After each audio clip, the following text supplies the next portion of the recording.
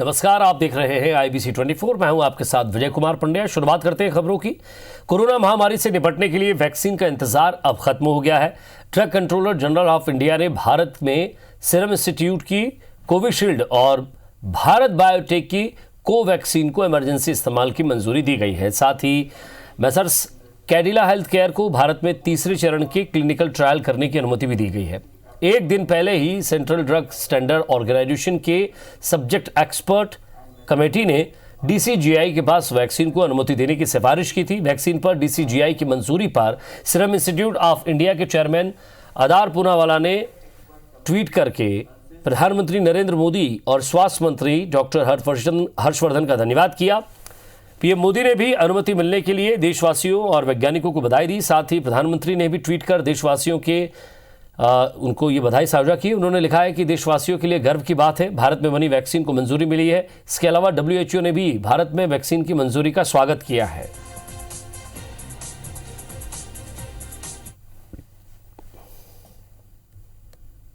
So I think it's a great day for our country and it's a very good way to start the new year. And both the vaccines are made in India, and one of them is actually a make in India because it's a vaccine which has been the research has been done here and it's truly from scratch an Indian vaccine. At multiple levels safety is looked at, so I don't think we should be concerned that much as far as safety is concerned. Even as far as the Bharat Biotech vaccine is concerned, it is on a traditional platform which has been used for other vaccines also, so it's been shown to be safe and they have robust data from phase 1 and phase 2 to show that it's a safe vaccine. So we should be assured as far as safety of the vaccines are concerned. Vaccine को लेके सफलतापूर्वक dry run हुआ है और Covid के vaccine लगाने की पूरी तैयारी है। मध्य प्रदेश सरकार की है, प्रशिक्षण से लेके व्यवस्थाएं तक सब ठीक से बना दी गई। यदि सच में कोरोना वैक्सीन आई है, अच्छी है, तो बहुत स्वागत योग्य कदम है ये।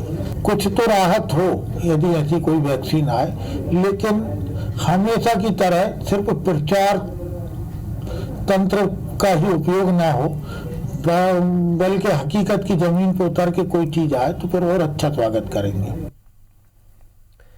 मध्य प्रदेश सरकार ने भोपाल को छोड़कर प्रदेश भर के सभी कोविड-19 सेंटर को बंद करने के निर्देश दिए हैं और इस संबंध में स्वास्थ्य विभाग ने आदेश जारी कर दिया है। आदेश के मुताबिक स्वास्थ्य विभाग की तरफ से भोपाल को छोड़कर किसी भी कोविड-19 केयर सेंटर के लिए बजट जारी नहीं किया गया।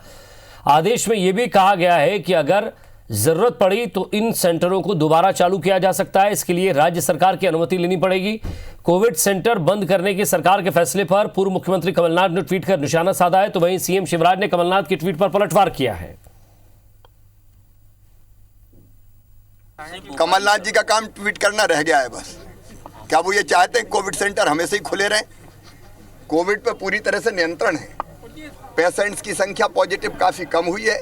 कोरोना पॉजिटिव होते हैं उनके इलाज की पर्याप्त व्यवस्था है। बाकी होम आइसोलेशन की भी व्यवस्था है। कभी जरूरत पड़ेगी तो फिर खोल देंगे, लेकिन केवल खोलने के लिए खोलना, इसका कोई औचित्य नहीं। मध्य प्रदेश में 2 और विधायक मंत्री पद की शपथ ले चुके हैं। CM शिवराज की टीम में 2 मंत्री शामिल किए गए हैं। कैबिनेट में अब तक 4 पद और खाली बचे हैं। राजभवन में राज्यपाल आनंदीबेन पटेल ने सांसद ज्योतिरादित्य सिंधिया के समर्थक तुलसी सिलावट और गोविंद सिंह राजपूत, जो कि मंत्री पद की शपथ उन्होंने दिलाई है। दोनों मंत्रियों के शपथ कार्यक्रम में मुख्यमंत्री शिवराज सिंह चौहान, BJP प्रदेश अध्यक्ष VD शर्मा, गृह मंत्री नरोत्तम मिश्रा, मुख्य सचिव इकबाल सिंह बैस राजभवन में मौजूद रहे। तुलसी सिलावट और जल संसाधन और गोविंद सिंह राजपूत को परिवहन और राजस्व विभाग मिलना तय माना जा रहा है। शिवराज सरकार सत्ता में आने के बाद सिलावट और राजपूत को यही विभाग पहले भी सौंपे गए थे। एक बार फिर उन्हीं विभाग की जिम्मेदारी इनको मिलेगी। वहीं दूसरी ओर सागर जिले के सुरखी से विधायक गोविंद सिंह राजपूत को शिवराज मंत्रिमंडल में शामिल किए जाने पर उनके समर्थकों ने जश्न मनाया। उनके आवास पर पटाखे फोड़कर खुशियां मनाई गई। बिलारा, जयसीनगर और राहतगढ़ में भी भाजपा कार्यकर्ताओं ने मिठाइयां बांटी। निर्वहन के लिए ऐसा करना अपेक्षित हो, मैं प्रत्यक्ष या अप्रत्यक्ष रूप से मंत्रिमंडल का विस्तार एक स्वाभाविक रूप से लग भी रहा था कि इसमें देर हो गई, जल्दी हो जाना था, जब दूरी को बनाना था तो पहले ही बना देते।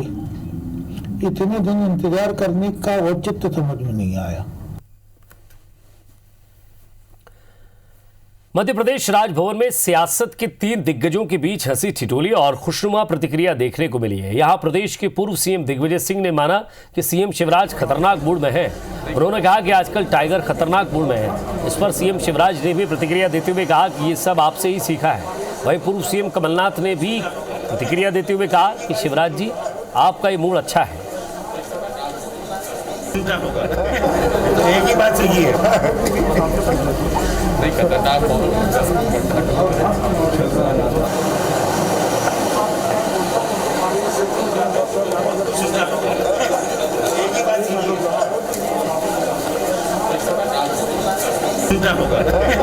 एक ही बात सही।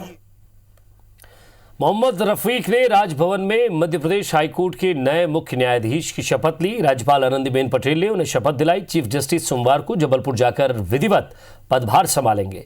समारोह में सीएम शिवराज, सांसद बीडी शर्मा सहित कई मंत्री और अफसर मौजूद रहे।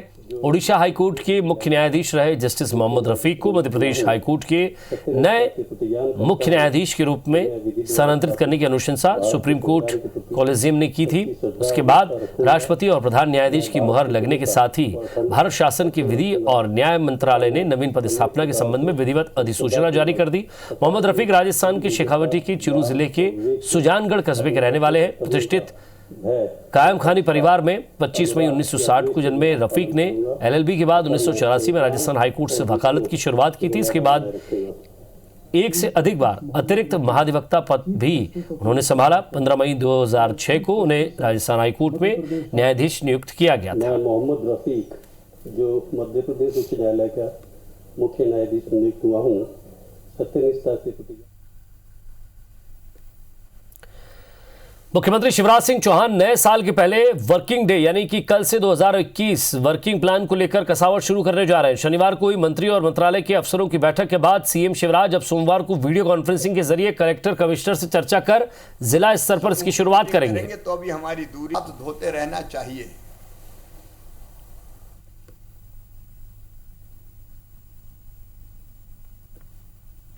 एक बात मैं स्पष्ट रूप से कहता हूं कि हमारी सरकार की प्राथमिकता है और इसलिए नीति हम बनाएंगे, उन पे अमल आपको करना है पूरी दक्षता के साथ, पूरी प्रखरता के साथ। जनता सब समझती है 15 साल की भाजपा सरकार जिस तरह से पहले झूठी घोषणाएं करती रही, वही झूठी घोषणाओं का सिलसिला फिर से चालू हो गया है। जमीन पे कहीं कुछ नहीं होने वाला है। सीएम शिवराज सिंह चौहान ने भोपाल में कहा है कि मध्य प्रदेश में हर कीमत पर अमन चैन कायम रहना जरूरी है। यदि कोई गड़बड़ करेगा उसे छोड़ा नहीं जाएगा। मुख्यमंत्री की ये चेतावनी पिछले दिनों नीमच, उज्जैन और मंदसौर में हुए घटनाओं के संबंध में आई है। सीएम ने कहा है कि माफिया और मिलावटखोरों के खिलाफ अभियान में ढिलाई ना हो। माफियाओं को संरक्षण देने वाले अफसर भी समझ जाएं। सरकार पत्थरबाजों के खिलाफ कानून लेकर आएगी। सरकार प्रदेश में ऐसी घटनाएं बिल्कुल बर्दाश्त नहीं करेंगी। सीएम ने कहा कि सार्वजनिक संपत्ति को नुकसान पहुंचाने वाले उपद्रवियों से उसकी वसूली की जाएगी। उन्होंने कलेक्टर कमिश्नर कॉन्फ्रेंस को लेकर कहा कि हर महीने कार्य की समीक्षा की जाएगी। जो अच्छा काम करेगा उसे पुरस्कृत किया जाएगा, जो लापरवाही करेगा उसे दंडित किया जाएगा। कोरोना के स्वदेशी वैक्सीन को मंजूरी मिलने पर पीएम नरेंद्र मोदी के प्रति आभार जताया।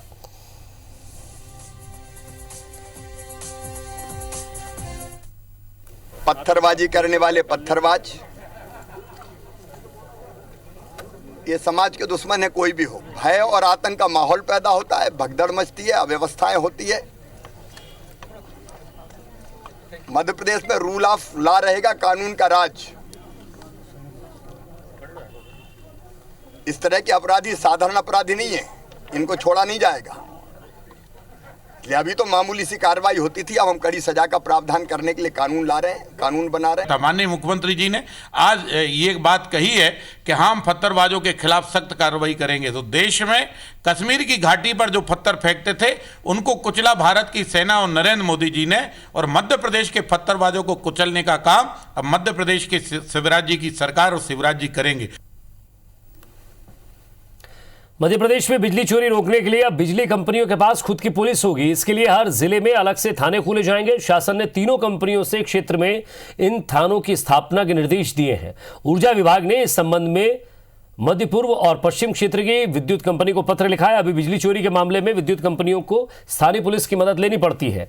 प्रदेश भर में विभिन्न तरीकों से बिजली चोरी के मामले सामने आते हैं। इस तरह से बिजली कंपनियों ने बिजली थाने बनाए जाने की परंपरा की मांग की है।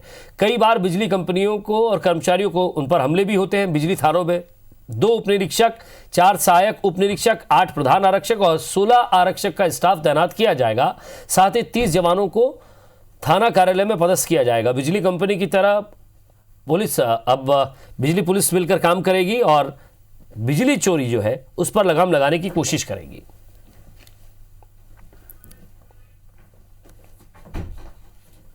नगरीय निकाय चुनाव की आहट होते ही जबलपुर में अवैध कॉलोनियों को वैध करने का मुद्दा एक बार फिर गूंजने लगा है। दोनों ही पार्टियां इस मुद्दे को भुनाकर जनता के वोट हासिल करने की जुगत में लगी है। अवैध कॉलोनियों को मुद्दा बनाकर विपक्ष सत्ताधारी भाजपा को घेरने में लगी है, तो भाजपा अब तक नियमितीकरण न होने का ठीकरा 15 महीने की कांग्रेस सरकार पर फोड़ रही है। भाजपा नेता ये दलील देते नहीं थक रहे हैं कि पिछले विधानसभा चुनाव के पहले मुख्यमंत्री के तौर पर शिवराज सिंह चौहान ने प्रदेश भर की अवैध कॉलोनियों को वैध करने की शुरुआत की थी, लेकिन विधानसभा चुनाव के बाद सत्ता में आई कांग्रेस सरकार ने इस प्रक्रिया पर ध्यान नहीं दिया। मेरी सोच तो ये है कि आने वाले समय में कहीं ना कहीं जाकर ये अपने जितनी अवैध कॉलोनियाँ वैध होंगी, क्योंकि इनको वैध करना भी ज़रूरी है। लोगों के मकान बन चुके हैं, प्लॉटिंग हो चुकी है, लगातार जनता वहाँ पे रहने भी लगी है, लोगों का रहवासी क्षेत्र भी हो चुका है। तो सरकार इस बात को लेकर गंभीर है और आने वाले समय में इनको वैध कॉलोनी करके लोगों को राहत दी जाएगी। काफ़ी भारतीय जनता पार्टी के इसमें जो नेता है वो बिल्डर्स हैं और कई बार जब चुनाव आए तो इन्होंने कहा कि हम जो कॉलोनियाँ हैं जो वैध नहीं है हम उसको प्रावधान लाएंगे और उसको वैध करेंगे, लेकिन आज तक ऐसा कुछ नहीं हुआ। और जनता के साथ से भी ये धोखाधड़ी है। वोट लेने के समय पर ये इस तरह का झुंझुना देते हैं ताकि पब्लिक वोट दे दे। हाईकोर्ट के इंदौर खंडपीठ ने नोटरी के आधार पर शादी और तलाक को गलत मानते हुए विधि विभाग को मामले में सख्त नियम बनाने के आदेश जारी किए हैं। दरअसल मामला रतलाम जिले के जावरा में रहने वाले फरियादी ने नोटरी के आधार पर महिला से शादी की थी। कुछ दिनों बाद महिला वहां से फरार हो गई, जिसके बाद उसे पुलिस ने गिरफ्तार कर लिया और जेल भेज दिया गया। हालांकि बाद में यह मामला इंदौर के हाईकोर्ट के समक्ष जमानत के लिए पेश हुआ, जिसमें सामने आया कि इस तरह की शादियों और तलाक लगातार नोटरी के आधार पर की जा रही है, जिसे गंभीरता से लेते हुए जस्टिस विवेक रुसिया ने आदेश दिए कि नोटरी के माध्यम से शादी और तलाक करना वैध नहीं है। कोर्ट ने विधि विभाग को मामले में गाइडलाइन जारी करने के निर्देश दिए और इस तरह के मामले पाए जाते हैं तो नोटरी का लाइसेंस टर्मिनेट किया जाए। इस मामले में नोटरी करने वाले को भी एक्यूज बनाया जाए।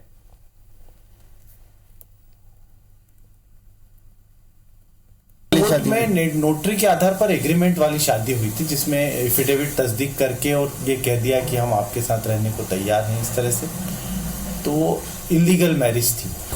कोर्ट ने यही कहा है कि भाई अगर इस तरह की आप आगे पाई जाए तो इस तरह की गाइडलाइंस ले डाउन करें कि अगर ऐसा हो तो उसके नोटरी का लाइसेंस टर्मिनेट किया जाए। पन्ना के सामुदायिक स्वास्थ्य केंद्र शाहनगर में नसबंदी कराने आई महिला के जान से खिलवाड़ करने का मामला सामने आया है। महिला को जमीन पर लेटकर नसबंदी करानी पड़ी। इतना ही नहीं, उन्हें कंबल और तकिया भी घर से लाना पड़ा। स्वास्थ्य विभाग के नसबंदी शिविर में अव्यवस्थाओं का अंबार है।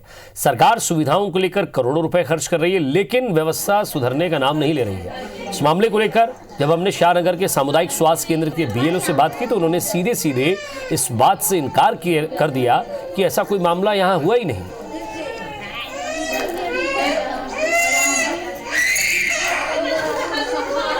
लेकिन जब तस्वीरें मौके पर दिखी तो कुछ और ही वो बयां कर रही थी। विभाग की पोल खुल रही थी।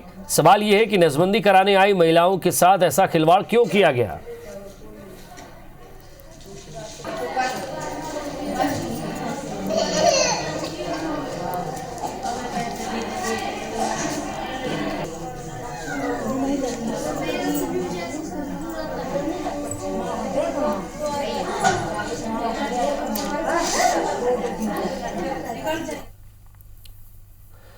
सिंगरौली जिले के ट्रामा सेंटर में बेहद चौंकाने वाला मामला, एक आदेश जारी किया गया है। यहां एक मृत डॉक्टर की ड्यूटी लगा दी गई।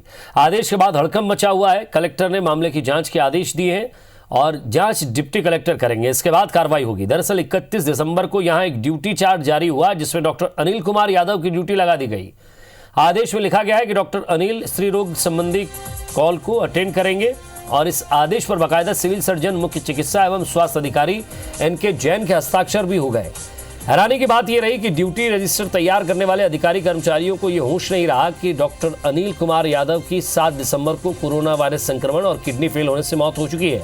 इसके बाद भी गंभीर लापरवाही बरती गई।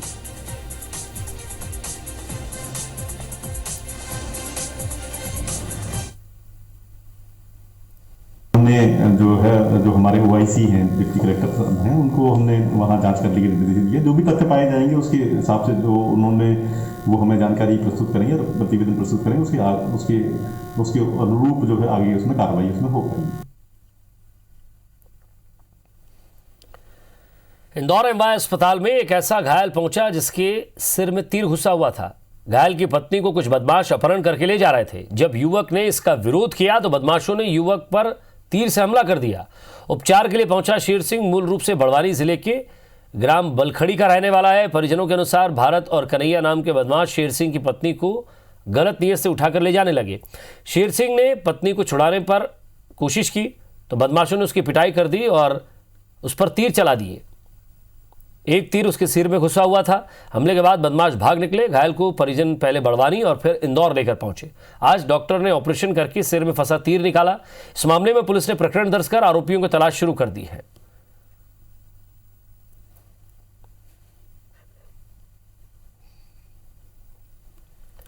नरसिंहपुर में शनिवार की रात पुत्रीशाला के पास मोटरसाइकिल की टक्कर में उपजे विवाद में 2 पक्ष आपस में भिड़ गए। देखते ही देखते दोनों पक्षों के खींचतान में खूनी गैंगवार हो गया। विवाद बढ़ने पर एक पक्ष ने एक युवक को गोली मार दी, जिससे 21 वर्षीय युवक को गंभीर हालत में जबलपुर मेडिकल कॉलेज रेफर किया गया। घटना के बाद इलाके में तनाव की स्थिति निर्मित हो गई। दरअसल मारपीट के घटनाक्रम में अचानक भय्यू और राजेंद्र मिश्रा ने रिवॉल्वर निकालकर गोली दाग दी, जिसमें दूसरे पक्ष के जरियान खान को गोली लग गई। इसके बाद आरोपी और उसके समर्थक मौके से भाग खड़े हुए। घटना की जानकारी होते ही थाना कोतवाली और स्टेशन थाने की पुलिस ने बिगड़े हालात पर काबू पाने की कोशिश की। झगड़े के कारणों की तफ्तीश की, जिसके बाद पुलिस ने आरोपियों की तलाश शुरू कर दी है।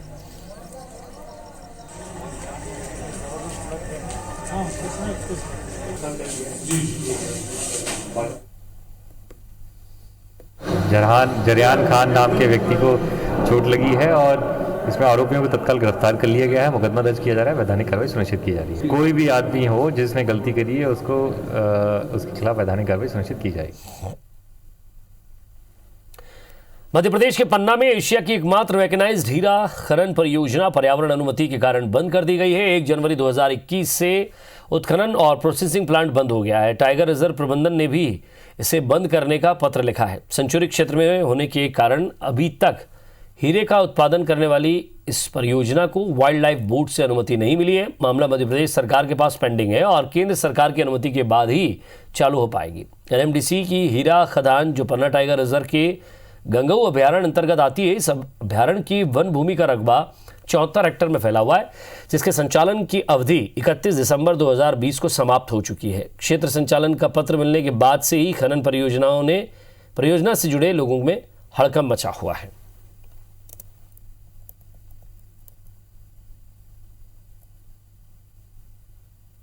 NMDC की जो हीरा की खदान और प्लांट जो यहाँ चल रहे हैं वो उनकी अनुमति 31 दिसंबर 2020 तक की थी।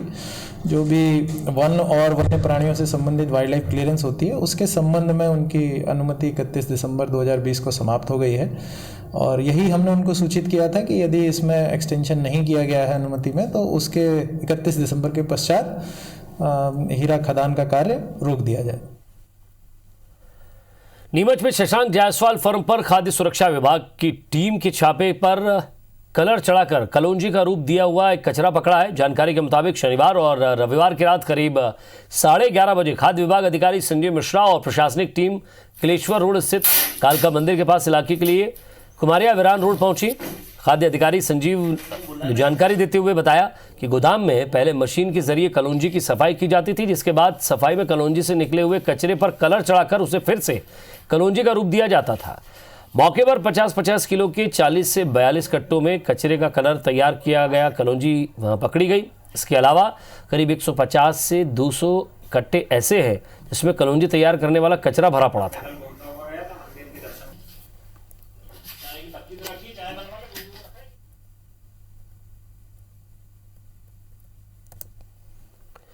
रतलाम में रोड सेफ्टी ऑडिट अभियान की पोल खोल देने वाली खबर सामने आई है। रतलाम के स्टेशन रोड थाने के सामने 50 मीटर की दूरी पर पौष इलाके में सड़क दुर्घटना हो गई। यह एक न्यू ब्रांड कार के सामने से आ रही एक्टिवा सवार एक महिला और एक युवती ने को रौंद डाला। इस नई कार का अभी तक नंबर नहीं आया था। कार चालक मोहम्मद आमीन अख्तर बेखौफ रफ्तार से कार चला रहा था। घटना में गंभीर रूप से घायल आयुषी और शिल्पा को स्थानीय लोगों की मदद से उपचार के लिए अस्पताल भेजा गया है। 12 घंटे से ज़्यादा का समय बीत जाने के बाद भी पुलिस ने आरोपी के खिलाफ कोई कार्रवाई नहीं की है। हालांकि पुलिस ने कार को जब्त कर लिया है। हादसा इतना भयानक था कि एक्टिवा के परखच्चे उड़ गए। इस हादसे से यातायात व्यवस्था के रतलाम में हालात का अंदाज़ा लगाया जा सकता है।